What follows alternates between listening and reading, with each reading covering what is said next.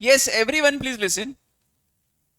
सुबह के लेक्चर में सेक्शन 9 हमने स्टार्ट किया था, इधर ध्यान दो सभी लोग प्लीज।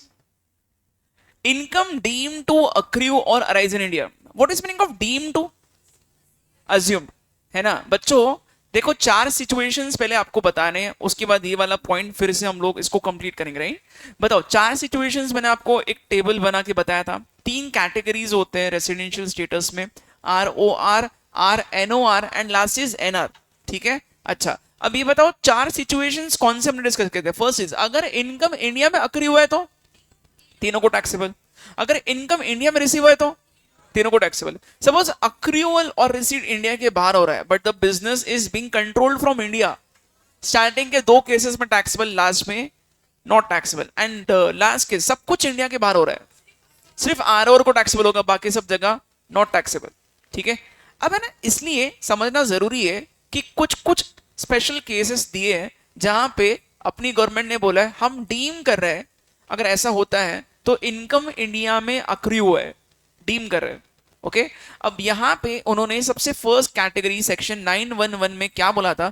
इन्होंने बोला था कि देखो कभी कभी हो सकता है कि आप बाहर से इंडिया में कुछ बिजनेस कनेक्शन करके पैसे कमा रहे हो।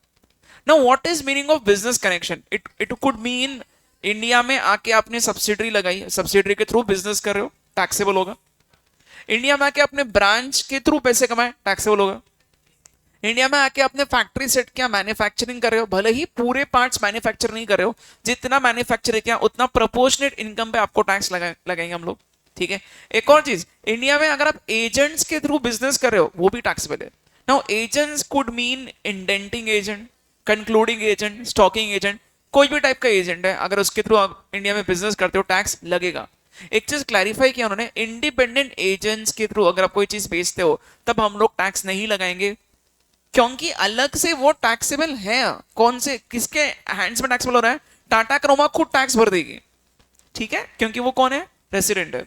ओके, अच्छा बच्चों, नाउ हैविंग सेड दिस, यहां पे एक दो चीजें और क्लियर करता हूं, सुनो। ये तीन एक्सेप्शन सुबह मैं आपको बता रहा था कि ये तीन केसेस में हमने इनकम को इंडिया में डीम नहीं किया कि अक्री हो रहा है। कौन से तीन cases? Purchase of goods in India for exports, India में नॉन रेसिडेंट, राजस्थान के किसी डीलर से कुछ आर्टिस्टिक कलेक्शन कलेक्ट किया, उसने खरीदा और वो इंडिया के बाहर एक्सपोर्ट कर रहा है अपने देश में। वो इंडिया में खरीदने के बाद अपने देश में लेके जाके उस चीज का क्या कर रहा है उससे हमें कुछ लेना देना नहीं है ना। हम बोल नहीं सकते जबरदस्ती कि वो इंडिया के गुड्स हैं, अक्रूवल इंडिया में हुआ है, नहीं। इंडिया के गुड्स अगर आप यहाँ पे खरीदते हो, उस इवेंट पे ऑलरेडी टैक्स लग रहा है रेसिडेंट को, इंडिया का जो राजस्थान का जो डीलर है वो टैक्स भर रहा है। अब वो अपने देश में लेके जाके उसका क्या कर रहा है उससे हमें कुछ लेना देना नहीं है। Second, collection of news and views, ये बताया था। इंडिया से रिलेटेड कोई न्यूज अगर इंटरनेशनल मीडिया छाप रही है तो उस पर हम लोग टैक्स नहीं लगाएंगे। And lastly, shooting of cinema films, तो इंडिया में कोई गाना शूट हो रहा है, कोई मूवी का कुछ सीन शूट हो रहा है, पूरी मूवी भी शूट हो गई, तो भी हम लोग उसको इंडिया में अक्री हुआ है नहीं मान रहे। ठीक है, टैक्स नहीं लगेगा। समझ में है सबको? अब यहां आ जाओ, ये सेकंड वाला case, salary earned for services rendered in India, ये भी पॉइंट मैंने आपको बताया था 912 वाला। क्या है ये पॉइंट? ध्यान से सुनो, सब सीक्वेंस में चल रहा है, 911 912 ये सब सीक्वेंस में भी जाएगा। बच्चों इसमें मैंने आपको एक एग्जांपल दिया था, गूगल ने एक यूएसए के एम्प्लॉय को इंडिया भेजा 2 महीने के लिए। गूगल का एम्प्लॉय है जो नॉर्मली यूएसए में ही काम कर रहा था, बट गूगल ने उसको इंडिया के बिजनेस को संभालने के लिए बिजनेस वीजा दिलवाया और इंडिया में 2 महीने भेजा। तो 2 महीने जो भी इंडिया में वो बिजनेस कर रहा है, जो भी उसने सैलरी कमाया है ना, वो सैलरी कौन से चीज की वजह से कमा रहा है? इंडिया के बिजनेस ऑपरेशंस को संभालने की वजह से। बिकॉज ऑफ दिस रीजन वो 2 मंथ्स का सैलरी हमारी गवर्नमेंट उस पर टैक्स लगाएगी। समझ में आया? ठीक है, अच्छा नॉर्मली क्या होता है पता है? नॉर्मली ऐसे केसेस में जब उसको सैलरी मिलता है तो सैलरी में से TDS कट हो जाएगा। अंडरस्टूड? ठीक है, तो ये भले ही नॉन रेसिडेंट है बट इंडिया में बिजनेस कनेक्शन इसका किस तरीके से हो रहा है? सैलरी अर्न किया इंडिया में सर्विसेज रेंडर करने के चक्कर में। Is it clear? ओके, अच्छा बट इमेजिन करो यही कोई टूरिस्ट वीजा पे आता है, तो टूरिस्ट वीजा पे आ रहा है तो हम लोग उसको ट्रैक ही नहीं कर सकते कि उसने कितना कैसे पर्सनल काम किया, कुछ अगर वो घूम रहा है तो, है ना, नॉट पॉसिबल। ओके, तो अगेन वो वीजा के ऊपर डिपेंड करता है कौन से टाइप का वीजा उसको मिलता है। राइट बच्चों, अब ये थर्ड पॉइंट समझाने के पहले आपको मैं कुछ बेसिक चीजें बता रहा हूं, ध्यान से सुनना। 5 हेड याद है? फर्स्ट हेड क्या है? Income from salaries. Okay, salaries कौन कमाता है? एम्प्लॉय कमाता है। एम्प्लॉय को पैसा कौन देता है? एम्प्लॉयर। ये वैसे आके सैलरीज में हम लोग सीखेंगे, and to be very honest salaries जब होगा तब आपको ये पॉइंट एकदम ऐसा लगेगा ये तो सर ने बहुत बेसिक वाला पॉइंट बताया। बट अभी बताना जरूरी है एक पॉइंट जो सैलरीज में रिपीट होगा ऑब्वियसली अगेन। बच्चों देखो क्या होता है पता है, सैलरी जब मिलता है किसी एम्प्लॉय को तो उसको अलग अलग तरीके से पैसा मिलता है।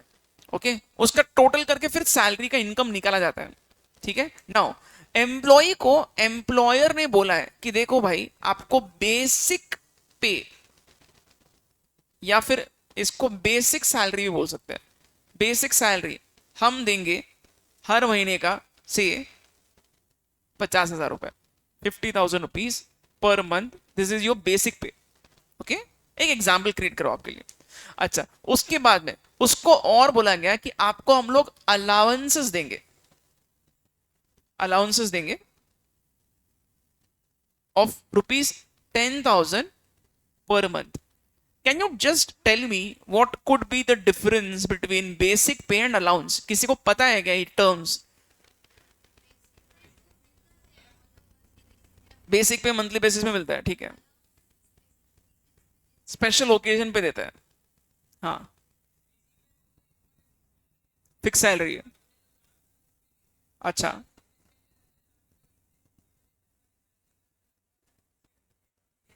वो तो डियरनेस अलाउंस हो गया स्पेसिफिकली, गलत नहीं है, एग्जाम्पल इज राइट, ठीक है, बट जनरल उसका मीनिंग क्या अलाउंस का?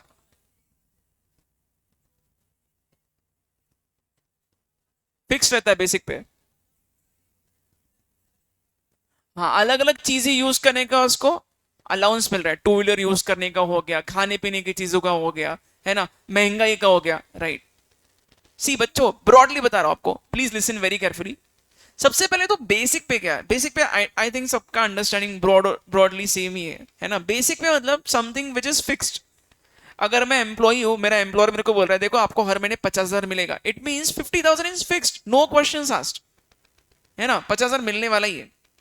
अलाउंस क्या होता है ये मैं आपको एक्सप्लेन कर रहा हूं, ध्यान से सुनना। अलाउंस में एम्प्लॉयर एम्प्लॉय को पैसे दे रहा है अलग अलग रीजन के लिए। जैसे कि फॉर एग्जाम्पल सपोज इमेजिन करो एम्प्लॉय एम्प्लॉयर को बोल रहा है सर आप 50,000 पगार दे रहे हो मेरे को, इसमें तो मेरे घर का किराया भी नहीं निकलता है। एग्जाम्पल, निगोशिएशन ऐसा हो रहा है तो एम्प्लॉयर एम्प्लॉय को बोल रहा है अरे एक काम करो, आपका जो घर का किराया है ना उसका मैं अलग से अलाउंस बोल के पैसे दे दूंगा, है ना। सो अलाउंस के एग्जाम्पल बोल रहा हूं। अलाउंस में क्या हो रहा है, अलाउंस में भी कैश ही मिल रहा है, बट उसको कैश देते समय वो रीजन बोल रहा है ये घर के किराए के लिए कैश ले ले, ठीक है। या फिर ये भी हो सकता है क्या कि एम्प्लॉय एम्प्लॉयर को बोल रहे हैं सर आप मेरे को 50,000 पगार दे रहे हो, इसमें तो मेरा मतलब इतना मेरे को अफोर्ड नहीं कर सकता हूँ मैं, इतना मेरे खर्चे है ना। वो बोल रहा है मेरा घर बहुत दूर है और घर से ऑफिस आने का मेरा खर्चा बहुत होता है, तो एम्प्लॉयर एम्प्लॉय को बोलता है okay let's make a deal, मैं आपको हर महीने थोड़े पैसे और एक्स्ट्रा दूंगा ट्रैवलिंग के लिए, तो हो गया ट्रैवलिंग अलाउंस, ठीक है। बोल रहे सर खाने पीने कितने खर्चे होते हैं, तो उसको फूड का अलग से अलाउंस दे दिया, फूड अलाउंस। सो अलाउंस में क्या हो रहा है, पैसा ही मिल रहा है, बट पैसा देते समय वो रीजनिंग दे रहा है कि ये कौन सी चीज की वजह से आपको पैसा मिल रहा है, यूज करो या मत करो। अब मैं आपको उसका लुकआउट बता रहा हूं पूरा, सुनो। बहुत बार क्या हो सकता है पता है, अब can you just make a guess, allowance पे टैक्स लगना चाहिए या बेसिक पे लगना चाहिए, दोनों पे लगना चाहिए? सिर्फ बेसिक पे, अलाउंस पे लगना चाहिए क्या? नहीं, मैं बताता हूं, अगर अलाउंस पे नहीं लगेगा और सिर्फ बेसिक पे लगेगा तो हर एक एम्प्लॉय एम्प्लॉयर से रिक्वेस्ट करके बोलेगा सर मेरे को बेसिक पे बहुत कम नॉमिनल रखो, 2-3 हज़ार रुपए, और बाकी सब है ना मैं अलाउंस बोल के बहाना करके आपको अलग नाम करके वो उसका पैसा लेते जाऊंगा। अब देख लो यहाँ पे 50,000 प्लस 10,000 कितना हो गया, 60,000, उसको 60,000 हर महीने मिल रहा है। अब वो गवर्नमेंट को क्या बताएगा पता है, या फिर ये एम्प्लॉयर को ही बोलेगा सर एक काम करो ना ये टैक्सेबल है ये टैक्सेबल नहीं है तो आप मेरे को इस अमाउंट को बढ़ा के दे दो और ये अमाउंट को कम कर दो, किसी को पता नहीं चलेगा, है ना। पर वो स्त्री है, उसको सब पता है, तो बेसिकली लॉ ऐसा बना है कि आप अलाउंस बोल के पैसे लो या बेसिक सैलरी बोल के पैसे लो, गवर्नमेंट को कुछ फर्क नहीं पड़ता। एट द एंड आपको पैसा मिल रहा है आपके जॉब की वजह से, एम्प्लॉयर एम्प्लॉय को पैसा दे रहा है, वही स्टोरी खत्म हो गई। और इसलिए यहां पे टैक्स लगेगा दोनों अमाउंट पे।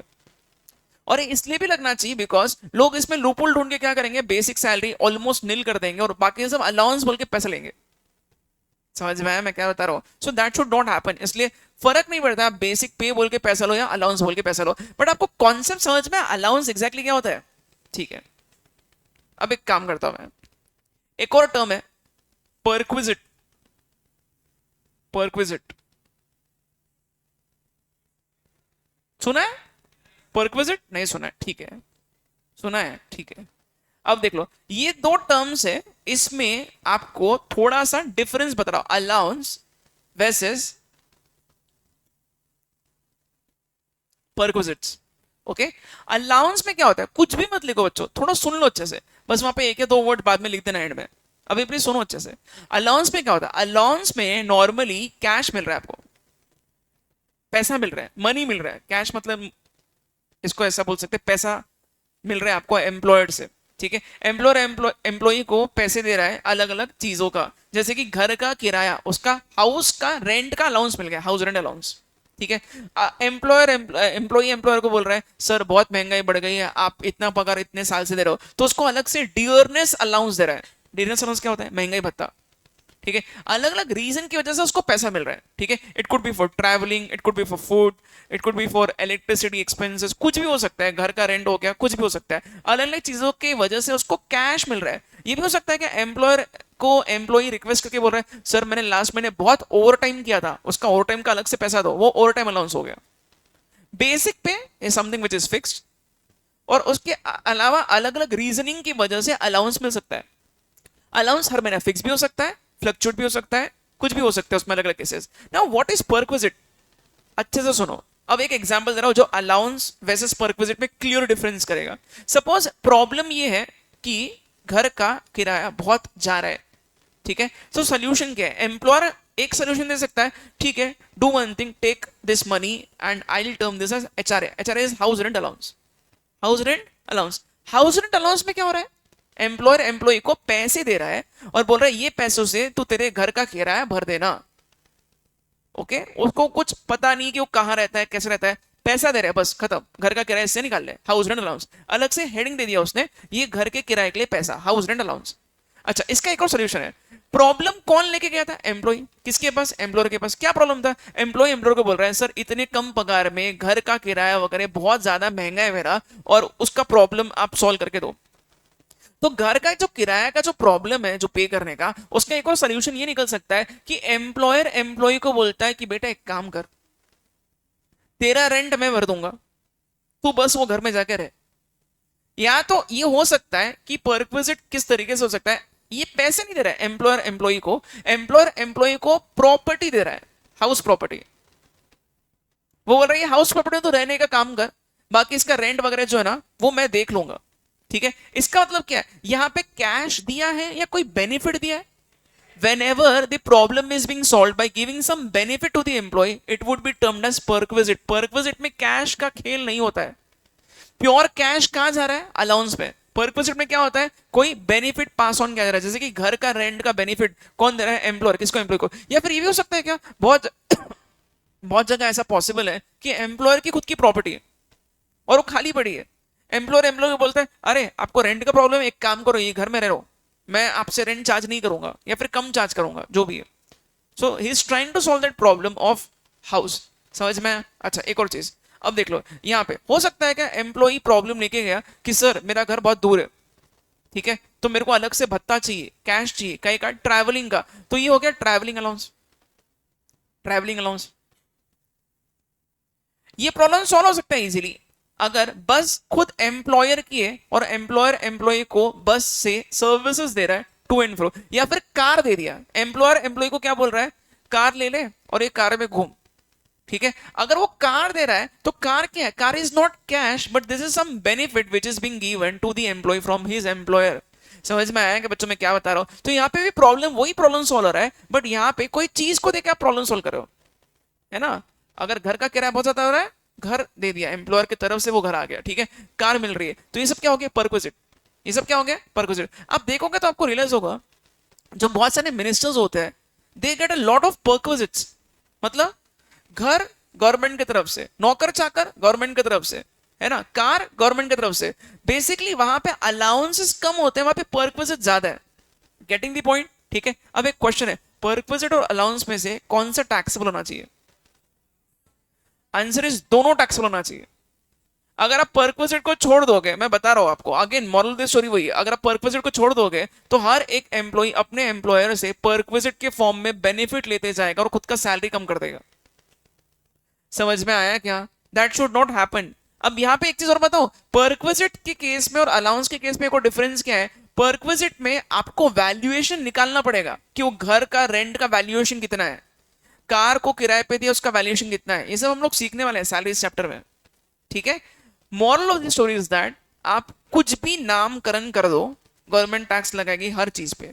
उसका तरीका कैसे, we will study this in salary. समझ में आया? तो परक्विजिट टैक्सेबल होता है, अलाउंस टैक्सेबल होता है, सैलरी निकालते समय आपको ये सारे अमाउंट्स ऐड करना पड़ेगा। बेसिक पे तो टैक्सेबल होता ही है। आपको ब्रॉडली डिफरेंस समझा क्या? बट बेसिक पे मतलब फिक्स्ड पे, कुछ भी हो जाए इतना तो मिलेगा। अलाउंसेस कैश में मिलता है पैसा अलग अलग चीजों के लिए। और perquisite, perquisite is some sort of benefit, और बोल सकते हैं काइंड में कुछ मिल रहा है एम्प्लॉयर से, है ना। नाम अलग हो गए बट अगेन सब पे टैक्स लगता है, और कुछ कुछ जगह एग्जाम्पशंस भी है, फ्रैंकली स्पीकिंग हम लोग पढ़ेंगे उसको। समझ में आया? ठीक है। अच्छा, अब मैं आपको क्या बता रहा हूं, सुनो। यहां पे बच्चों लुक एट दिस हेडिंग, क्या लिखा है यहां पे? यहां लिखा है salary payable by government to Indian citizen for services rendered outside India. Embassy का एग्जांपल जो सुबह में दे रहा था आपको, श्रीलंका का, याद आ रहा है? इंडियन गवर्नमेंट ने क्या किया, इंडियन गवर्नमेंट ने सैलरी दिया किसको? सपोज एक पर्सन श्रीलंका में इंडियन एम्बेसी में जॉब कर रहा है। बताओ, श्रीलंका में ही है वो पूरा साल, इंडिया आया ही नहीं, क्योंकि श्रीलंका में वो इंडियन एम्बेसी में जॉब की वजह से वही काम कर रहा है पूरा साल, ठीक है। तो बच्चों by by this reason can we say this person is a non resident? है ना, बिल्कुल। अच्छा, उसको सैलरी किधर मिल रहा है? ऑब्वियसली श्रीलंका में मिल रहा है, पॉसिबली श्रीलंका के करेंसी में मिल रहा है ना। उसका बैंक अकाउंट भी वही है। Salary receive outside India, accrue outside India लग रहा है, क्यों? क्योंकि सर सर्विसेज तो वहीं बैठ के दे रहा है, ठीक है, बट डीमिंग प्रोविजन आ जाएगा। नो, डीमिंग प्रोविजन क्या बोलता है? अरे भाई वो भले ही श्रीलंका में बैठ के सर्विसेज दे रहा है, but he is doing all the services by representing Indian government. वो इंडियन गवर्नमेंट को रिप्रेजेंट कर रहा है, वो इंडियन गवर्नमेंट को रिप्रेजेंट करने के लिए वो गया है श्रीलंका, तो इंडियन गवर्नमेंट के वजह से वो जा रहा है। दैट्स व्हाई यहाँ पे नेक्सस कनेक्शन इंडिया से है। इसलिए डीमिंग प्रोविजन बोलता है कि भाई ये हम डीम कर रहे हैं कि इसका इनकम इंडिया में अक्रू हुआ है, क्योंकि गवर्नमेंट को रिप्रेजेंट कर रहे हैं। गवर्नमेंट मतलब वो इंडिया से ही सोर्स हो गया, उसका ओरिजिन, उसकी जड़ जो है, नेक्सस कनेक्शन जो है, उसका अक्रूल इंडिया में डीम कर रहे हैं। डीमिंग प्रोविजन नहीं रहता था तो हम लोग क्या लॉजिक लगाते थे? सर श्रीलंका में बैठ के सर्विसेज दे रहा है, अक्रू आउटसाइड इंडिया हुआ है, रिसीव आउटसाइड इंडिया हुआ है, नॉन रेसिडेंट छोड़ दो, नहीं छोड़ना है, टैक्सेबल है। क्यों? डीमिंग प्रोविजन की वजह से it is deemed to accrue or arise in India. That's why. अब बोलो मेरे को, ये फोर्थ सिचुएशन नहीं है सब कुछ इंडिया के बाहर हो रहा है, ये फर्स्ट सिचुएशन है, अक्रू डीम हुआ है इंडिया में। बिकॉज ऑफ दिस रीजन ये किसको टैक्सेबल होगा? तीनों को। ये भाई साहब नॉन रेसिडेंट है तो भी टैक्स लगेगा। समझ में आया? ठीक है। अच्छा, बट बच्चों यहाँ पे एक चीज और बता रहा, सुनो। सैलरी कौन दे रहा है? गवर्नमेंट। आपको क्या लगता है जनरली इंडियन गवर्नमेंट उनके एम्प्लॉइज को थोड़ा सा प्रमोट करती है क्या? एक बेसिक चीज है भाई, जो लॉ बना रहा है ना, वो उनके जो ज्यादा उनको जो हेल्प कर रहा है, जैसे कि गवर्नमेंट के खुद के एम्प्लॉइज हो गए, उनको टैक्स में बहुत बेनिफिट मिलते हैं। अब देख लो यहाँ क्या लिखा है बच्चों, सैलरी जो भी मिला है वो पर्सन जो श्रीलंका में बैठ के काम कर रहा है उसका सैलरी टैक्सेबल है, ओके। बट यहाँ क्या लिखा है देख लो, ये पढ़ो। सेक्शन 10(7) एग्जम्प्ट करता है अलाउंसेस और परक्विजिट्स अगर कुछ मिले तो ये भाई साहब को जो श्रीलंका में बैठ के एम्बेसी में जो रिप्रेजेंट कर रहा है इंडियन गवर्नमेंट को, इसको जो भी पगार मिल रहा है उसमें से सिर्फ बेसिक पगार टैक्सेबल होगा, बाकी सब allowances exempt, perquisites exempt. PER के पर्क इज बोल सकते हैं स्लैंग है, या फिर हम लोग एक्रोनिम है, बहुत जगह परक्विजिट्स की जगह पर्क लिखते हैं, ठीक है। पर्क मतलब खाने की नहीं, हाँ ठीक है, थैंक यू। सेक्शन 10(7) एग्जाम करता है। सेक्शन 10 क्या है? सेक्शन 10 क्या है? सेक्शन 10 है जहां जहां एग्जाम्शन है वहां वहां। इसके पहले सेक्शन 10 बनाया था, एग्रीकल्चरल इनकम। यहाँ पे अब 10(7) आ गया। 10(7) परक्विजिट्स और अलाउंसेस को एग्जाम करता है, बट ये हर एम्प्लॉय के लिए नहीं है, सुनो। ये सिर्फ वो एम्प्लॉयज के लिए है जो इंडियन गवर्नमेंट को रिप्रेजेंट करने के लिए बेचारे इंडिया के बाहर जाके काम कर रहे हैं। Only to these employees. क्या बताया मैंने? ये हर जगह एग्जामेशन नहीं मिलेगा। एग्जामेशन क्यों मिल रहा है? दो रीजन है। एक तो ये सरकार को रिप्रेजेंट कर रहे हैं, गवर्नमेंट को। दूसरा रीजन है इंडिया के बाहर काम कर रहे हैं यार, है ना। सरकार को रिप्रेजेंट करने वाले सरकारी जो भी नौकर होते हैं इंडिया में जो काम कर रहे हैं उनको एग्जामेशन नहीं है। ये इंडिया के बाहर जाके अपना पूरा घर गृहस्थी बसा रहे हैं, दैट्स वाई एग्जामेशन मिल रहा है। समझ में आया क्या? आया ना? Is it easy? Can you read this section from the colour notes?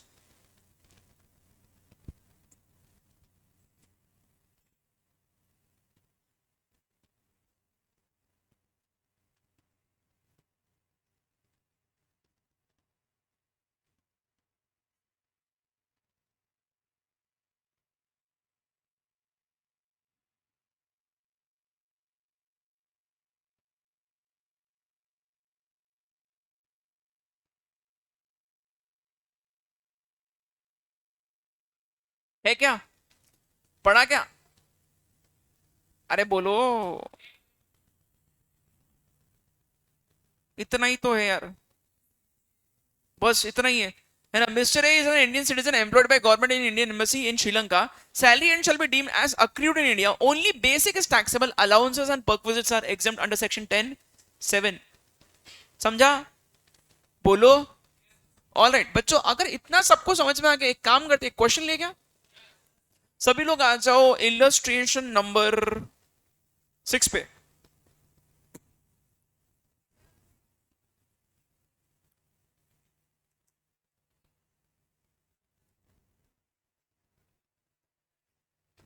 Illustration 6 पे आ जाओ।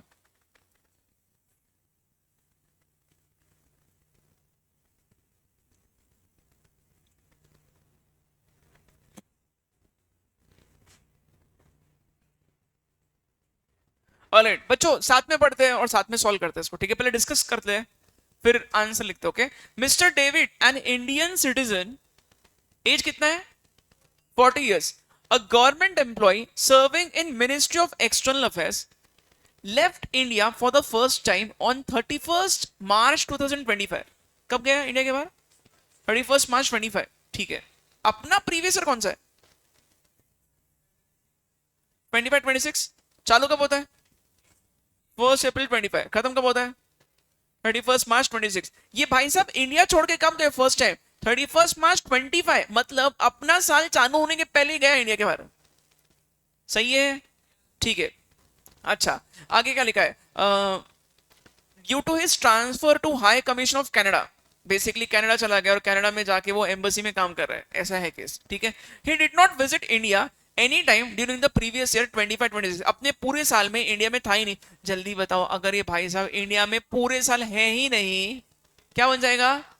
नॉन रेसिडेंट, ठीक है। अच्छा बच्चों, अगर अब ये नॉन रेसिडेंट हो गया तो ये नॉन रेसिडेंट अज्यूम करके इसका पूरा टैक्सेबल इनकम निकालना है, राइट? अच्छा, उसको क्या क्या मिला अपने during the previous year 25-26? Salary computed कितना है? 5 लाख। सैलरी कॉम्प्यूटेड बोल रहा है, कॉम्प्यूटेड मतलब जैसे आपको ये याद है क्या कि हाउस रेंट का मैंने आपको बताया था, रेंटल इनकम जो मिलता है उसमें से कितना माइनस करता है? 30%। वैसे आपको एक चीज बताऊं, सुन लो, वैसे आगे सीखना ही है। जब भी आपको सैलरी मिलता है तो बच्चों, for a very long period of time salaried people use to criticise government a lot. क्यों? मैं जो बोल रहा हूं ना, आप जितना अच्छे से सुनोगे ना उतना आपका फायदा, अदरवाइज आपको तो पढ़ना ही है यार, और उसका लॉजिक कोई नहीं बताएगा फिर, सच्ची बोल रहा हूं बच्चों। हाँ, सैलरीड लोग जो होते हैं ना, दो लोग आप कंपैरिजन देख लो, सैलरीड क्लास, बिजनेस क्लास, इसमें बहुत कंपैरिजन होता है।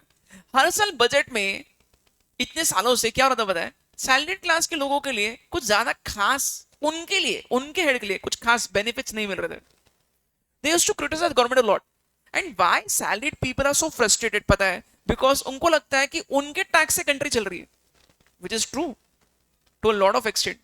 क्यों ऐसा बोल रहा हूं पता है? बिकॉज ऐसा नहीं कि बिजनेस क्लास के लोग टैक्स नहीं भरते हैं, but it is very easy for a business class वाला person to evade tax. Tax की चोरी करना बहुत इजी है। कैसे? खर्चे बढ़ा के दिखाओ, इनकम कम कर दो, सुनो, इनकम कम कर दो, और इनकम कम करने के बाद कम इनकम पे टैक्स भी कम भरो। मैंने क्या बताया? Income tax is based on the honesty of a person. Salary class के केस में क्या प्रॉब्लम है सुनो। उसका जो एम्प्लॉयर है जब उसको पगार दे रहा है, वो पगार में टीडीएस कट करके दे रहा है ना? अच्छा, अगर सपोज कोई एम्प्लॉई एम्प्लॉयर को बोल रहा है, अरे सर मेरा पगार जो है ना थोड़ा सा ऑन पेपर कम बताओ ना, मेरे को अलग से कैश दे दो, मेरे को टैक्स बहुत लग रहा है, तो एम्प्लॉयर क्या बोलेगा बताए? अरे तेरे को अगर मैं पगार कम बताऊंगा, तेरा पगार मतलब मेरा खर्चा है। एम्प्लॉयर क्या कर रहा है? बिजनेस कर रहा है ना? तो एम्प्लॉयर अगर पगार कम बताएगा तो उसका एक्सपेंस कम होगा, तो एम्प्लॉयर का प्रॉफिट ज्यादा हो जाएगा। वो उसका टैक्स एम्प्लॉयर को अपनी जेब से भरना पड़ेगा। एम्प्लॉयर बोलेगा मैं ऐसा कुछ नहीं करता हूं, जो पगार तेरे को दिया है वो तेरे को पूरा बैंक अकाउंट में मिलेगा और उसमें टीडीएस भी कट होगा। बिकॉज ऑफ दिस रीजन ये ऐसा इनका हो गया है कि भाई सैलरी क्लास के लोग जो है ना, उनको टैक्स चोरी करने का कुछ स्कोप ही नहीं है। टीडीएस कट के पैसे मिलता है। They are very frustrated. Why? Because उनको लगता है यार ये बाकी सब ऐश कर रहे हैं और हम लोगों से गवर्नमेंट टैक्स वसूल करके हमको कुछ बेनिफिट्स नहीं दे रही है। तो इसलिए कुछ साल पहले एक अमेंडमेंट आया। अमेंडमेंट ये है कि सैलरीड क्लास के लोगों का जो भी सैलरी का इनकम आ गया उसमें से without any questions asked 50,000 minus कर दो। ये 50,000 को बोलते हैं स्टैंडर्ड डिडक्शन। क्या बोलते हैं? ऑफकोर्स न्यू रिजिम और ओल्ड रिजिम में अलग अलग है, जब आएगा तब पढ़ेंगे, ठीक है? अच्छा, ये सैलरी कंप्यूटर लिखा है, मतलब इसमें 50,000 माइनस करके ये नंबर दिया है या माइनस करोगे? और माइनस करके दिया है, माइनस करके दिया है। कहीं ऐसा लिखा है सैलरी रिसीव्ड, तो कंप्यूटेड नहीं लिखा है। सैलरी मिला है, मिला है मतलब उसमें से और 50,000 माइनस करना बाकी है। कळलं का तुम्हाला? कंप्यूटेड लिखा मतलब आपको कुछ नहीं करना है, ठीक है? और बच्चों एक चीज और बताओ, क्या ये बहुत आगे का पॉइंट अभी बता दिया, ये सैलरीज में तो आपको एकदम नॉर्मल लगेगा यार, टू बी वेरी ऑनेस्ट, ठीक है? अच्छा, ये कंप्यूटेड लिखा है 5 लाख, क्या करोगे? टैक्सेबल या एग्जम्प्ट? पहले क्वेश्चन का आंसर करो। ये भाई साहब इंडिया के बाहर के हैं, नॉन रेसिडेंट है, और ये अक्रियू भी इंडिया के बाहर हुआ है ना, डीमिंग प्रोविजन के वजह से दिस इज डीम्ड टू अक्रियो और अराइज इन इंडिया, क्योंकि गवर्नमेंट को रिप्रेजेंट कर रहा है। कनाडा में भले बैठा है बट ये इंडिया के गवर्नमेंट को रिप्रेजेंट कर रहा है। कौन से सेक्शन की वजह से ये डीम होगा? बोलो 911, 912, 913, तीन ही पड़े हैं। 913, 913 में आएगा, 913 में आएगा। सो ये सेक्शन आपको कोट करना पड़ेगा, 913, ठीक है? एक चीज और, इसका रेसिडेंशियल स्टेटस एक्सप्लेन करके ये भी लिखो कि ये भाई साहब क्या है, नॉन रेसिडेंट, और 913 की वजह से ये deem to accrue or arise in India हुआ है। और बच्चों 10(7) की वजह से इसको जो भी परक्विजिट मिलेगा या अलाउंसेस मिलेगा वो एग्जेम्प्ट हो जाएगा। सिर्फ क्या टैक्सेबल है? Basic salary. सैलरी लिखा है मतलब वो बेसिक सैलरी होता है, ठीक है? फॉरेन अलाउंस कितना है? 4 लाख। क्या करोगे? क्यों? अलाउंस एग्जेम्प्ट है। कौन से सेक्शन में? 10(7) में, तो इसको कुछ नहीं करना है। Interest on fix deposit from bank in India. बच्चों bank in India, bank India में है और इंडिया में बैंक से एफडी पे इंटरेस्ट मिला है उसको कितना? 1 लाख। कौन? ये इंडिया में अक्रू है, नॉन रेसिडेंट है। कौन सा situation? First situation, income accrued in India, taxable होगा। कौन से हेड में? Other sources, correct, very good. अच्छा, और कुछ बोलना है आपको? हाँ, 10,000 का सेविंग्स अकाउंट में मिलता है, एफडी पे नहीं। बच्चों 10,000 का जो डिडक्शन है, मैंने आपको इसलिए लॉजिक दिया था। मैंने क्या बोला था? गवर्नमेंट प्रमोट कर रही है कि इंडिया में कोई पर्सन अगर सेविंग्स अकाउंट ओपन कर रहा है तो ऐसे लोगों को हम लोग बोलेंगे इंटरेस्ट जो मिला है 10,000 तक डिडक्शन ले लो। This is not savings account, this is FD का इंटरेस्ट। बच्चों सेविंग्स बैंक का इंटरेस्ट और एफडी का इंटरेस्ट फर्क होता है। आप समझदार हो, आपने इकोनॉमिक्स में बहुत रट्टा मारा है बच्चों। प्लीज बताओ, एफडी पे इंटरेस्ट और सेविंग्स अकाउंट पे इंटरेस्ट कहां ज्यादा होता है? एफडी पे इंटरेस्ट ज्यादा होता है। और वो एफडी का इंटरेस्ट अलग कॉन्सेप्ट है, सेविंग्स बैंक के इंटरेस्ट को डिडक्शन अलाउ कर रहा है, एफडी का नहीं है। 80 में इसके पहले के क्वेश्चन में लिया था डिडक्शन, यहां नहीं मिलेगा, नोट लिखा के दूंगा, don't worry. Next, income from agriculture in Nepal. पहले बोलो फर्स्ट क्वेश्चन, दो क्वेश्चन पूछूंगा आंसर करो, ठीक है। एग्रीकल्चर कहां हो रहा है? नेपाल में। तो ये एग्रीकल्चरल इनकम है या नहीं है? एग्रीकल्चरल इनकम है या नहीं है? इंडिया के लिए एग्रीकल्चरल इनकम है क्या? इंडिया के लिए एग्जाम्प्ट अगर आपको करना है एग्रीकल्चरल इनकम को, तो तीन कंडीशंस है। लैंड इंडिया में होना चाहिए, उसमें से एक कंडीशन है। एग्रीकल्चर पर्पस के लिए होना चाहिए, लैंड से डेवलप होना चाहिए, ठीक है बच्चों। ये इनकम पहली बात एग्रीकल्चरल इनकम नहीं है। बट ये नेपाल में अक्रू हुआ है, रिसीव भी वही हुआ है, ठीक है। कुछ लिखा नहीं है तो सब कुछ इंडिया के बाहर हो रहा है। ये नॉन रेसिडेंट है। विच situation? Fourth. Fourth situation non resident को एक्सेप्ट होता है, तो छोड़ दो। और फोर्थ वाला income from house property in Nepal, again सब कुछ इंडिया के बाहर हो रहा है। और ये भाई साहब कौन है? तो ये टैक्सेबल हम लोग नहीं लगा सकते भाई। नॉन रेसिडेंट है, कनाडा का पर्सन है और नेपाल में जाके कमा रहा है, हमारा क्या लेना देना? कुछ लेना देना नहीं। समझा? तो टैक्सेबल कितना हुआ ना? 6 लाख, खत्म, उतना ही। और हमें वैसे भी क्या पूछ रहे हैं? ग्रॉस टोटल इनकम, ठीक है। डिडक्शन माइनस करने का सोचा भी तो भी नहीं करने का, क्यों? नेट इनकम पूछा ही नहीं है। बट लिख लेंगे हम लोग एक नोट, है ना। चलो लिखो बच्चों, इलस्ट्रेशन 6 का आंसर।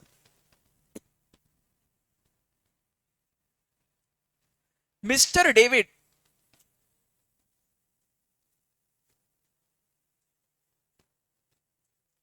अच्छा एक और क्वेश्चन है सबसे इंपॉर्टेंट। ये मिस्टर डेविड को आप 6-1 के कौन से कंडीशन चेक करोगे?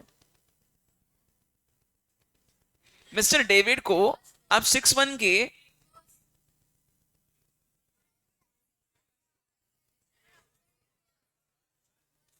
सिर्फ फर्स्ट कंडीशन लगाना है। इंडियन सिटीजन जो इंडिया के बाहर जॉब के लिए जा रहा है, इंडियन सिटीजन वो लिखा ही उसके लिए है ना, इसलिए सिर्फ फर्स्ट कंडीशन चेक करोगे। बच्चों कंफ्यूजन में मत रहो। क्या मत रहो, सुनो अच्छे से। अगर मान लो गलती से यहाँ पे लिखा रहता था कि ये अपने साल में 70 दिन रह के गया है, तो क्या करते थे? सिर्फ फर्स्ट। एक सेकंड सुनो, मैं क्या बता रहा हूँ। क्वेश्चन को डिफिकल्ट बनाना बहुत इजी है यहाँ पे। क्या कर सकते हैं इंस्टीट्यूट? ये लिख सकते हैं कि इंडिया में अपने प्रीवियस में 70 डेज रुका, फिर उसके बाद गया वहां पे। 70 डेज अगर इंडिया में रुक रहा है और उसके बाद जा रहा है तो क्या होगा? तो भी नॉन रेसिडेंट है। Why? Because we are only checking first condition for him. Indian citizen India के बाहर जॉब के लिए जा रहा है यार, है ना। फिर से रिपीट करो, हमेशा है ना एक बार कंफर्म कर लेते जाओ और कोई भी माइन्यूट डिटेल को मिस आउट मत करो। वो इंडियन सिटीजन लिखा है ना, टाइम पास के लिए नहीं है। वो जानबूझ के बता रहा है इंडियन सिटीजन है। व्हाई? बिकॉज इंडियन सिटीजन जो इंडिया के बाहर जॉब के लिए जाते हैं उनको फर्स्ट कंडीशन लगता है। क्लियर है क्या? और हमने सेकंड कंडीशन। एक्चुअली क्वेश्चन बहुत इजी है क्योंकि यहाँ पे इंडिया में रहा ही नहीं, तो आप वैसे ही डायरेक्टली उसको नॉन रेसिडेंट बोल रहे हो। बट आपको लिखना पड़ेगा ढंग से। अगर आप सेकंड कंडीशन भी लिख रहे हो तो आपके मार्क्स कटेंगे यार। आंसर सही आएगा बट मार्क्स कटेंगे। लिखो, mister David is an Indian citizen. Mister David is an Indian citizen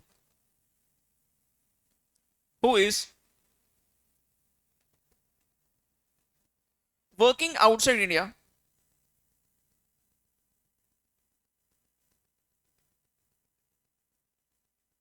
for Indian government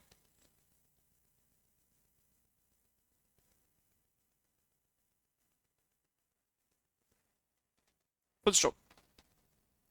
He shall be considered as resident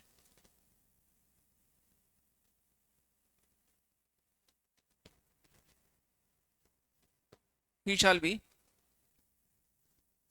considered as resident for PY 25-26 for PY 25-26 if he stays in India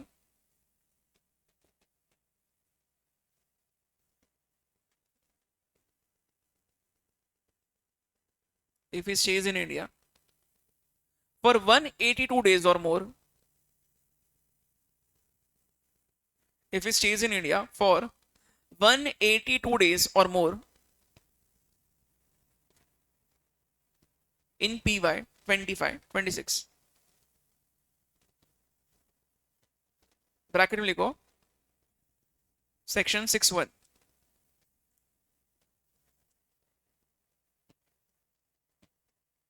okay, नीचे लिखना एक line छोड़ के, as he left India on, as he left India on 31st March 2025, as he left India on 31st March 2025 and did not visit India,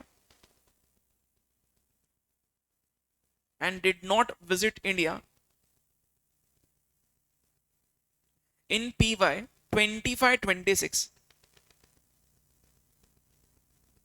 comma, he shall be non-resident for PY 25-26. ठीक है, full stop. Next line, computation of gross total income, computation of gross total income of Mr. David for AY 26-27. Particulars rupees. हाँ वही बोला, AY 26-27 क्या बोला? Particulars rupees. Number one, first लिखो salary, bracket में लिखो कंप्यूटेड, सैलरी ब्रैकेट में लिखो कंप्यूटेड, ठीक है, और वहां आगे एरो करके लिखो टैक्सेबल, पर्टिकुलर्स में लिखना सब कुछ, taxable as it is. Reason बताओ ये टैक्सेबल क्यों कर रहे हैं? हाँ, सेक्शन 9(1)(3 कोट करना पड़ेगा आपको, ठीक है। मानिए को taxable as it is deemed to be accrued in India, taxable as it is deemed to be accrued in India under section, ये देख लो, सेक्शन 9(1)(3 इज रोमन नंबर, ढंग से लिखो, ऐसा है, देख लो सभी लोग 9(1)(3, ओके। चलो अमाउंट कितना है? 5 लाख। ये एग्जेम्प्ट होता है क्या 10(7) में? ये नहीं होता है, बेसिक सैलरी है बेसिकली, है ना। तो क्या एग्जेम्प्ट होता है? परक्विजिट्स और अलाउंस कुछ लिखा है तो एग्जाम करना है। ये 5 लाख लिख दो रुपीज में, लिख दिया। Number 2, foreign allowance, foreign allowance थोड़ा लिखना पड़ेगा एक्सप्लेनेशन, क्या करोगे फॉरेन अलाउंस का? एग्जाम्प्ट है, कौन सा सेक्शन में? फॉरेन अलाउंस 10(7) में एग्जाम्प्ट होते हैं, बराबर। थोड़ा ढंग से लिखो, बट उसको ब्रैकेट में लिखो, though it is accrued in India, though it is accrued in India under section 9(1)(3, comma, it shall be exempt under section 10(7), though it is accrued in India under section 9(1)(3, comma, it shall be exempt under section 10(7). लिखा, dash कर दो। Number 3, हाँ, interest on fixed deposit from bank in India, interest on fixed deposit from bank in India,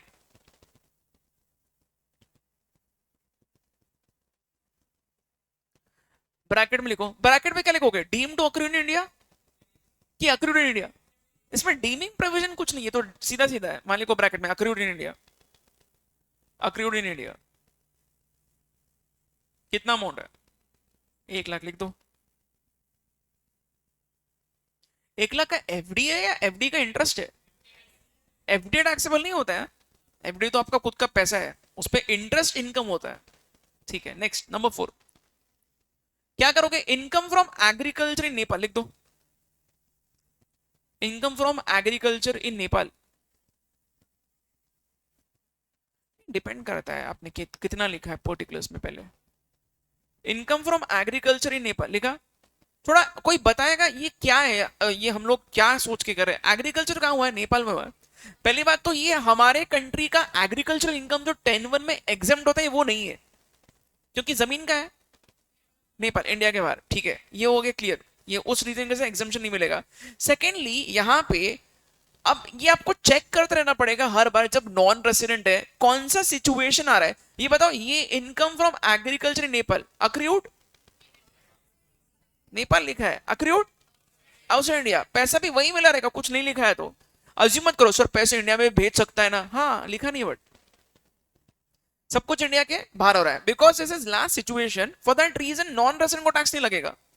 ठीक है, मान लिखो income from agriculture Nepal लिखा, bracket बना के लिखो accrued and received outside India.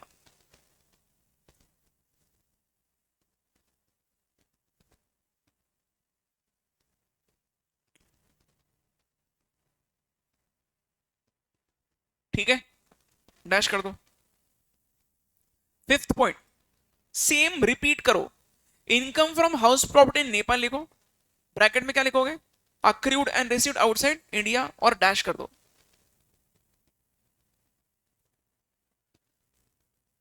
म्यूटेटिस mutandis,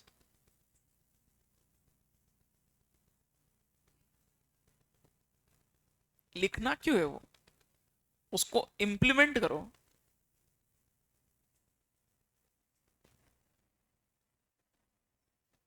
कर दिया। Income from house property Nepal, bracket में लिखो accrued and received outside India, dash कर दो। किया गया? ऑलराइट। ग्रॉस टोटल इनकम करो जरा कैलकुलेटर पे, कितना हो रहा है? बड़े बड़े कैलकुलेशंस नॉर्मली कैलकुलेटर पे करना चाहिए बच्चों, नहीं तो मिस्टेक होता है। 6 लाख हो गया, 6 लाख। चलो अब कंक्लूड कर दो, कंक्लूजन कुछ से लिखो, gross total income, assessment year और assessee. Gross total income, assessment year और असेसी का नाम।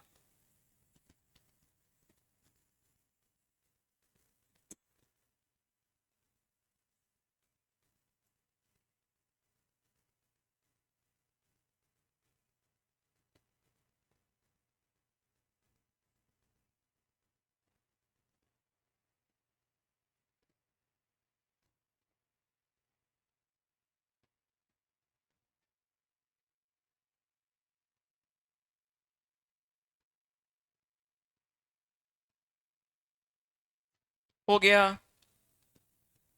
लिखा क्या सबने कंक्लूजन? अब बच्चों वहां नीचे लिखना नोट्स, नोट्स।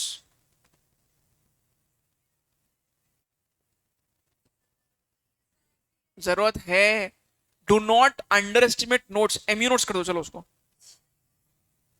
एमयू नोट्स लिख दो, एग्जाम में लिखना नहीं है बट अंडरस्टैंडिंग के लिए जरूरी है। क्या लिखना है एमयू नोट्स में? सबसे पहले तो एटी डबल टी नहीं मिलेगा, वो लिखना है। एटी डबल टी किस में मिलता है? Deduction interest on savings account. ठीक है, लिखो वहां पे 80 80 80, सेक्शन 80 का सीरीज है पूरा, 80C 80D 80 ऐसा।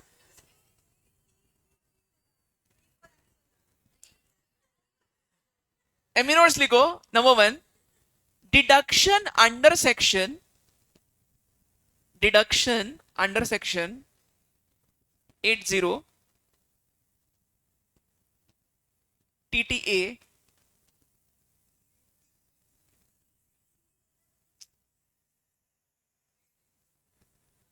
is only with respect to,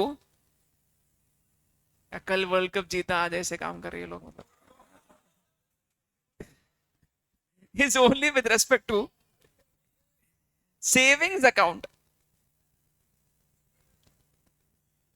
is only with respect to savings account interest and not on, deduction under section 80 is only with respect to savings account interest and not on and not on interest on fixed deposit, and not on interest on fixed deposit. To stop. ठीक है. Next, second point. Income from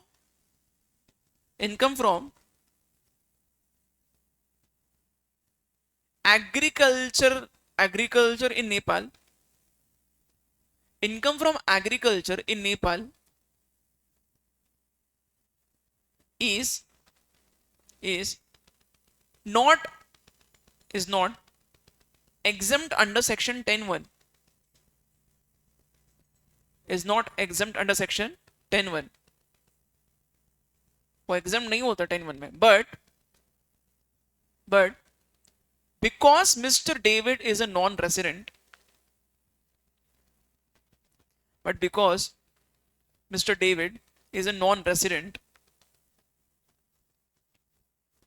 and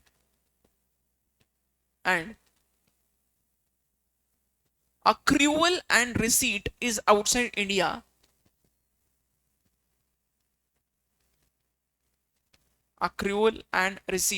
outside India, comma, such income is not taxed.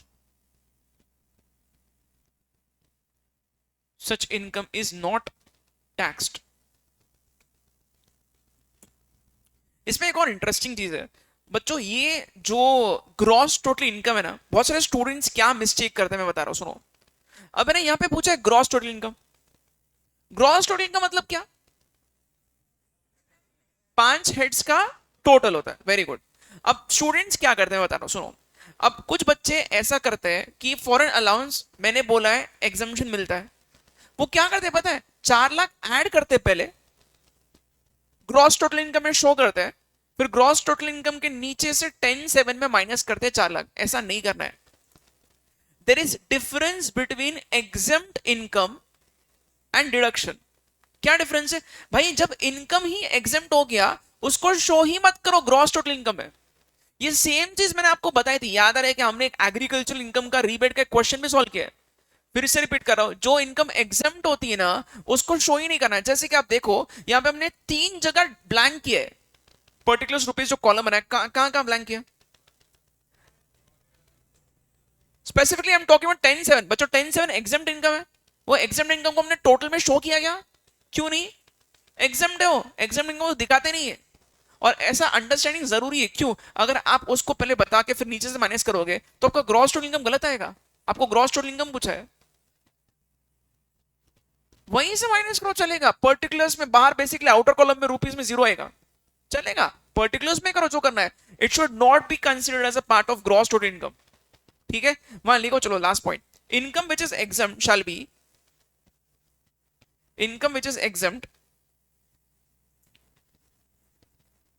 B completely ignored.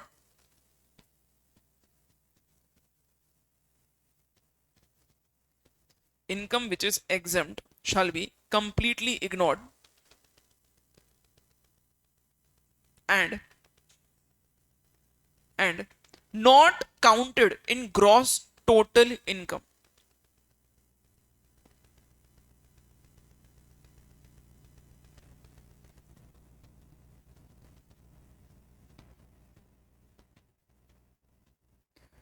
ठीक है, आगे लिखना.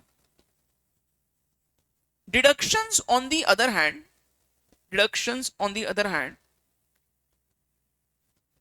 are reduced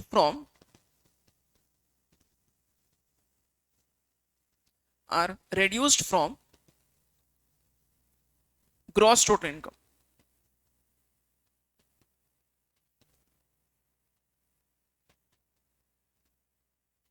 समझा? बोलो.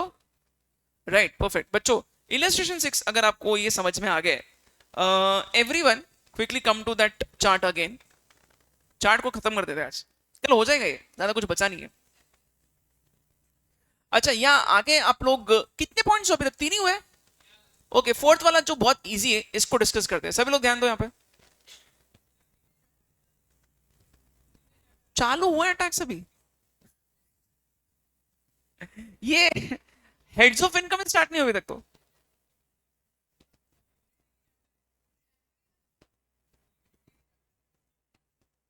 अब उसको क्या टर्म करते हैं यार, अब कुछ लोग यूनिट बोलते हैं, कुछ लोग चैप्टर बोलते हैं, ये एक यूनिट समझ लो, एक छोटा सा, छोटा ही है बहुत।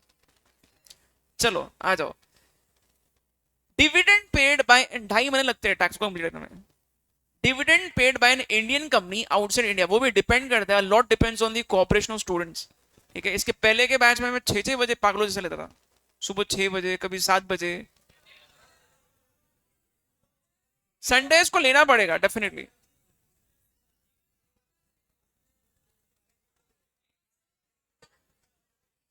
चलो ध्यान दो। उसके अलावा एक और सोल्यूशन है, पता है क्या? बातें कम करो। Dividend paid by an Indian company outside India, ध्यान दो रे सभी लोग, सुनो। बच्चों अभी इमेजिन करो, रिलायंस इंडस्ट्रीज लिमिटेड एक इंडियन कंपनी, रिलायंस में कोई फॉरेन शेयर होल्डर ने शेयर्स परचेज किया है। ठीक है, say for example we can say that Google ने अभी इन्वेस्टमेंट किया था, राइट? और इवन मेटा ने इन्वेस्टमेंट किया रिलायंस में। ओके, सपोज फॉर एग्जांपल, या फिर कोई भी छोटा मोटा कोई इंडिविजुअल कोई शेयर होल्डर है जिसने रिलायंस के शेयर्स परचेस किए। और अभी बच्चों ग्लोबलाइजेशन के चलते बहुत इजी हो गया, हम लोग इंडिया में बैठे बैठे एप्पल, नेटफ्लिक्स इसके शेयर्स परचेस कर सकते हैं। बाहर वाला कोई नॉन रेसिडेंट इंडिया के कंपनी के शेयर्स भी परचेस कर सकता है, इजी हो गया बहुत। दुबई का कोई शेयर होल्डर है, दुबई में रहता है, उसने इंडिया में रिलायंस के शेयर्स परचेस किए। सुनो यार, टाइम पास बंद करो। इंडिया के कंपनी के शेयर्स परचेस किए, जब रिलायंस डिविडेंड देगी तो वो नॉन रेसिडेंट भले ही है, बट वो इनकम इंडिया से अक्रू है। क्यों? क्योंकि इंडिया की कंपनी का डिविडेंड है। क्लैरिफिकेशन दिया उन्होंने। हालांकि ये पॉइंट सच में डीविंग प्रोविजन में लिखने की जरूरत भी नहीं थी, but they have clarified this well in advance bye inserting a separate section कि भाई डिविडेंड अगर पे किया इंडियन कंपनी ने इंडिया के बाहर, तो भी वो इंडिया में अक्रू है। रिसीव इंडिया के बाहर भले ही हुआ रहेगा, बैंक अकाउंट उसका इंडिया के बाहर का होगा, this is accrued in India. Why? Because source India का है। Is it clear?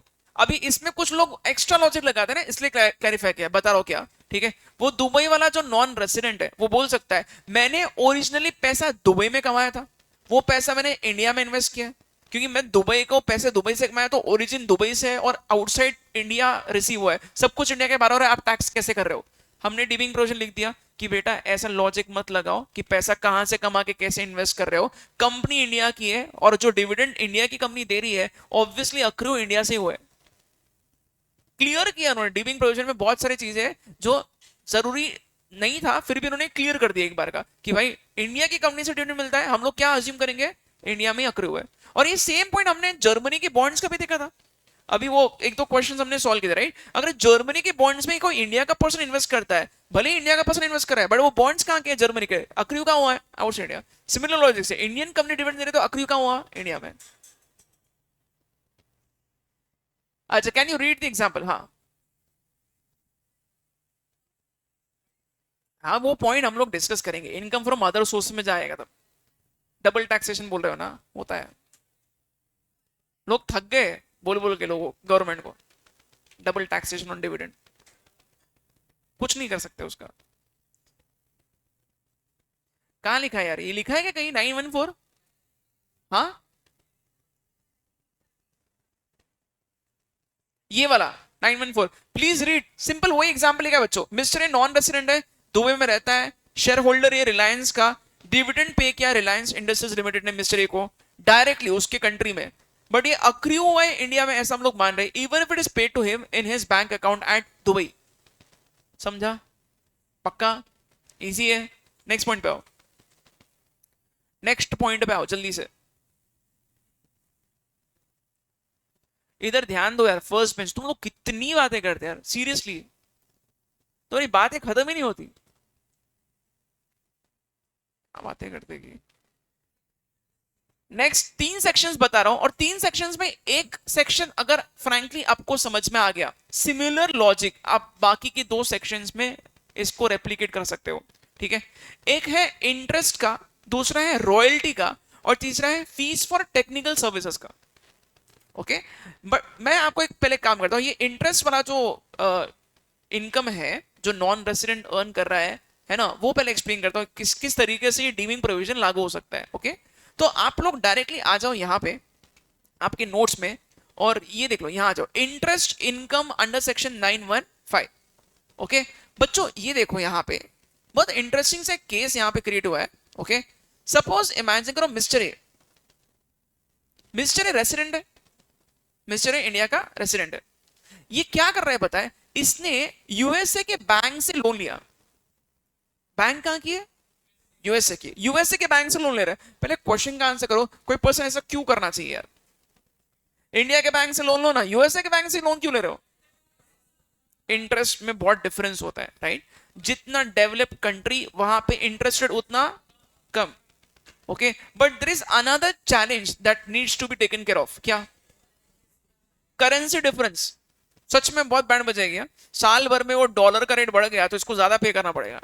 वो ठीक है, अब वो हम लोग डिटेल में नहीं जा रहे, इसने ले लिया लोन, अब क्या होगा वो हम लोग स्टडी करें। ध्यान दो सभी लोग, क्या हो रहा है, यूएसए का बैंक कौन है, resident non resident, make a guess, USA का बैंक यार नॉन रेसिडेंट, ठीक है। अच्छा ये देख लो, यूएसए का बैंक कौन है, नॉन रेसिडेंट। मिस्टर इंडिया का रेसिडेंट है, इसने यूएसए के बैंक से लोन क्यों लिया, पर्पस क्या है, देख लो, use for business in India. बच्चों अब यहां पे मैं क्या बता रहा हूं, एक लॉजिक अगर आपके दिमाग में बैठ गया, सच में बता रहा हूं, आगे के एग्जांपल्स भी आप खुद से पूरा बताओगे आंसर।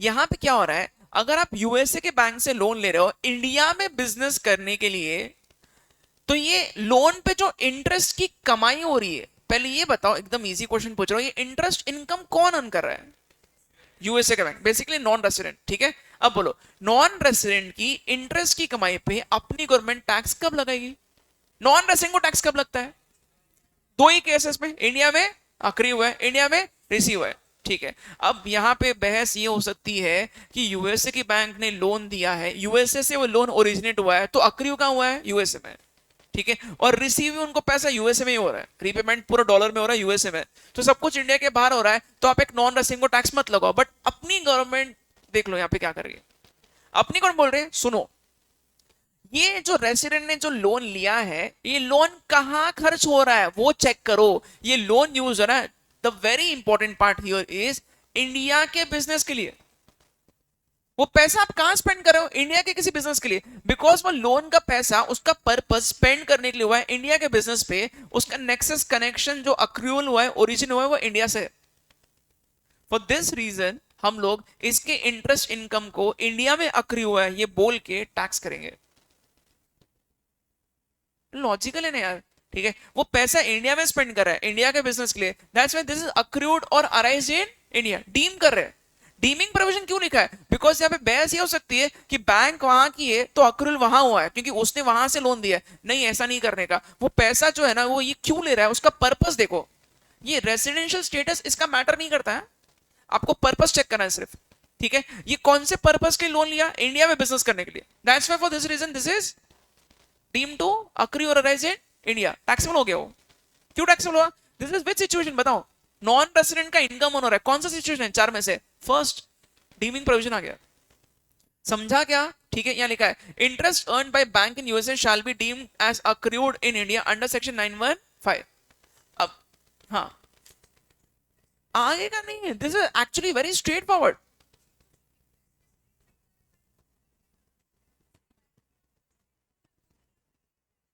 तो इसलिए तो टैक्सेबल कर रहे हैं, वही तो बोल रहा हूं, इंडिया में अक्रूव है, अरे बिल्कुल डीमिंग प्रोविजन लगेगा। ओरिजिन कहां से है लोन का, तो यूएसए से ओरिजिन हुआ, तो अगर डीमिंग प्रोविजन नहीं रहता था तो नॉर्मली ऐसा सोच सकते कि वहां से अक्रूव हो रहा है। आपको एक सिंपल क्वेश्चन का आंसर करना है बच्चों, सभी लोग सोच के आंसर करा, मैंने आपको एक सिंपल एग्जांपल दिया था, मुंबई का इंजीनियर मुंबई में बैठे बैठे सर्विसेज दे रहा है, मुंबई का इंजीनियर कहां बैठा है, मुंबई में बैठ के अपना लैपटॉप ओपन करके मुंबई में ही बैठ के सर्विसेज रेंडर कर रहा है, बताओ कहां अक्रूव है, क्यों इंडिया में अक्रूव क्यों है, मैंने वही तो सिखाया, सर्विसेज जिधर से दिए जाते हैं या फिर गुड्स जहां पे बेचे जाते हैं वो आपका अक्रूवल होगा। यहाँ पे सर्विसेज बैंक यूएसए की यूएसए से दे रही है, इंडिया थोड़ा ना आके बोलेंगे लोन ले लो, तो यूएसए की बैंक वहां से प्रोसेस करी लोन को, नॉर्मली ये नहीं लिखा रहता था, this is clear case of accrual outside India, but हम लोग डीमिंग प्रोविजन लगा रहे हैं, क्यों, क्योंकि भाई लोन इसने इंडिया के बिजनेस के लिए लिया है, वो खर्चा इंडिया में कर रहा है इंडिया में बिजनेस करने के लिए, दैट्स वाई इसका ओरिजिन इंडिया से हुआ है। ये बोल के हम लोग डीम कर रहे हैं कि इंडिया में आकर हुआ है। आपको एक सिंपल चीज बताता हूं, सुनो। ऐसे केसेस में एक ही क्वेश्चन पूछो, बिजनेस कहां है और वो लोन कौन से पर्पस के लिए खर्चा हो रहा है, वो लोन का पैसा क्यों लिया, इंडिया में बिजनेस करने के लिए, इंडिया में बिजनेस करने के लिए, दैट्स व्हाई अक्रूवल इंडिया में हुआ है, खत्म। अब देख लो सेकंड केस। इंडियन गवर्नमेंट, बच्चों Indian government bank of Japan से लोन ले रही है। आपको ये पता है क्या, ये एक्चुअली ऐसा हुआ है। इंडियन गवर्नमेंट ने बुलेट ट्रेन बनाने के लिए 20 इयर्स का बहुत कम मिनिमम रेट ऑफ इंटरेस्ट पे बैंक ऑफ जापान से लोन लिया है, बुलेट ट्रेन का, 20 साल का। ठीक है, एक क्वेश्चन का आंसर करो। बैंक ऑफ जापान लोन दे रही है किसको, इंडियन गवर्नमेंट को। Bank of Japan residential status बोलो इसका, नॉन रेसिडेंट है। ये इंडियन गवर्नमेंट को लोन दे रही है। बच्चों एक क्वेश्चन का आंसर अब आप खुद से करो, इंडियन गवर्नमेंट लोन क्यों लेगी, इंडिया की तरक्की के लिए, तो उसका नेक्सस इंडिया से है। पर्पस क्या है लोन का, वो हर बार वही पूछना है, what is the purpose of loan. यहाँ पे what was the purpose of loan, business in India. Accrual कहां हुआ है, इंडिया। ये देख लो, इंडियन गवर्नमेंट ने लोन लिया किससे, non resident bank of Japan से। What is this purpose of loan. आप सोचो ना बच्चों, इंडियन गवर्नमेंट कभी भी लोन लेगी तो लोन क्यों लेगी, इंडिया की तरक्की लेके लेगी, वो पैसा इंडिया में खर्च होगा ऑब्वियसली यार। इंडियन गवर्नमेंट लोन रही है क्यों, दुबई में हॉस्पिटल बनाना है, ऐसा थोड़ा ना होगा। इंडियन गवर्नमेंट ले रही हो, उसका पर्पस इंडिया से ही है। गवर्नमेंट बोलते ही बात खत्म। कहां कौन से पर्पस के लिए लोन लिया है सर गवर्नमेंट ने, पूछो ही मत, गवर्नमेंट ने लोन लिया, एंड ऑफ द स्टोरी। क्योंकि गवर्नमेंट ने लिया है, उसका कनेक्शन इंडिया से है, अक्रूवल इंडिया में हुआ है, खत्म। Tax in India, obviously 100% tax देना ही पड़ेगा, उनका इनकम हो इंडिया से। Definitely interest is income, tax लगता है उस पर।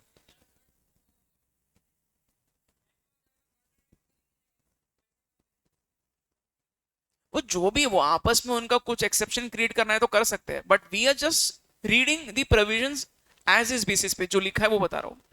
ठीक है बच्चों, थर्ड एग्जांपल, यूएसए की बैंक। सुनो अब देख लो, यहाँ पे कंफ्यूज नहीं होने का, मैं आपको एक ही चीज बता रहा हूं, आपको क्या चेक करना है, सीधा आंसर कर लोगे आप। आपको ये पूछना है लोन का पर्पस क्या है, just focus on that one single line, loan का पर्पस। ठीक है, आ जाओ। यूएसए की बैंक लोन दे रही है किसको, मिस्टर एक कनाडा का सिटीजन है, नॉन रेसिडेंट है, बट वो इंडिया में बिजनेस करना चाहता है। कनाडा का पर्सन इंडिया आ रहा है बिजनेस करने के लिए, बट लोन ले रहा है यूएसए के बैंक से। यूएसए की बैंक कौन है, यहाँ इंटरेस्ट की कमाई किसकी हो रही है, तो इसको ये इनकम टैक्स में होगा या नहीं होगा वो चेक करेंगे। ये नॉन रेसिडेंट है, इसका इंटरेस्ट इनकम इसको मिल रहा है किससे, मिस्टर ए से। ये भले ही कनाडा का सिटीजन है, ये भले ही इंडिया के लिए नॉन रेसिडेंट हो गया, बट इसने ये जो लोन लिया है, ये बिजनेस कहां कर रहा है। तो बच्चों purpose of the loan is what matters a lot. ये बिजनेस इंडिया में हो रहा है, लोन कोई भी लो, बिजनेस इंडिया में है, मतलब अक्रूवल इंडिया में है, खत्म। तो ये नॉन रेसिडेंट को जो इंटरेस्ट की कमाई हो रही है, this is because of business done in India, that's why इसका कनेक्शन इंडिया से, टैक्सेबल। बिजनेस में कुछ भी बिजनेस करो, क्या कहेगा मतलब, कुछ भी बिजनेस करो, हाँ कुछ भी चलेगा, इंडिया, इंडिया के लिए, इंडिया से रिलेटेड चाहिए बेसिकली। आ जाओ एवरीवन, लिसन केयरफुली, ध्यान दो सभी लोग, देख लो। जापानीज बैंक है, जापानीज बैंक है, ठीक है। लोन किसको दे रही है, पीक्योर इनकॉर्पोरेशन, यूएसए का रेसिडेंट है। कहां का रेसिडेंट है, इंडिया का नॉन रेसिडेंट है। इसने, यूएसए के पर्सन ने जापान से लोन लिया कनाडा में बिजनेस करने के लिए। अपनी गवर्नमेंट का कुछ लेना देना है क्या, हम क्यों जाके टैक्स मांगेंगे भाई इस ट्रांजैक्शन पे, अपनी कंट्री का कुछ जिक्र नहीं हो रहा है, there is no mention here, है ना। एक पर्सन दूसरे देश से लोन ले रहा है तीसरे देश में बिजनेस करने के लिए, हम लोग जाके क्या बोलेंगे, हमें टैक्स दो, नहीं चार्ज कर सकते हम लोग tax, obviously. Interest income is not accrued in India. क्यों अक्रू नहीं हुआ है, पहले क्यों हुआ है अक्रू, ये पहले के 3 केसेस में अक्रू क्यों है भाई, इंडिया में वो बिजनेस कर रहे हो आप, दैट्स व्हाई। आ जाओ नेक्स्ट केस, ये देख लो बच्चों, ये तो एक्चुअली ऐसा केस हुआ है। रिलायंस कम्युनिकेशन पता है आपको, किसकी कंपनी थी, अनिल अंबानी की कंपनी थी, बंद हो गई, ठीक है। अब रिलायंस कम्युनिकेशन ये इंडिया के रेसिडेंट है, इंडिया की कंपनी है, ठीक है। इसने क्या क्या बताया, इसने बैंक ऑफ जापान से लोन लिया और वो लोन यूज किया इंग्लैंड में बिजनेस करने के लिए।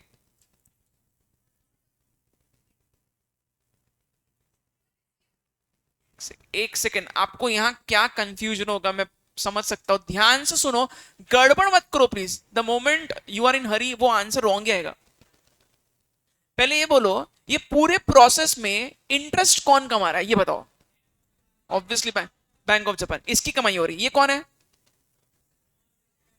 नॉन रेसिडेंट, ठीक है। इंटरेस्ट इनकम ये कर रही है क्या? ओके, अब ये बोलो interest income bank of Japan को क्यों मिला?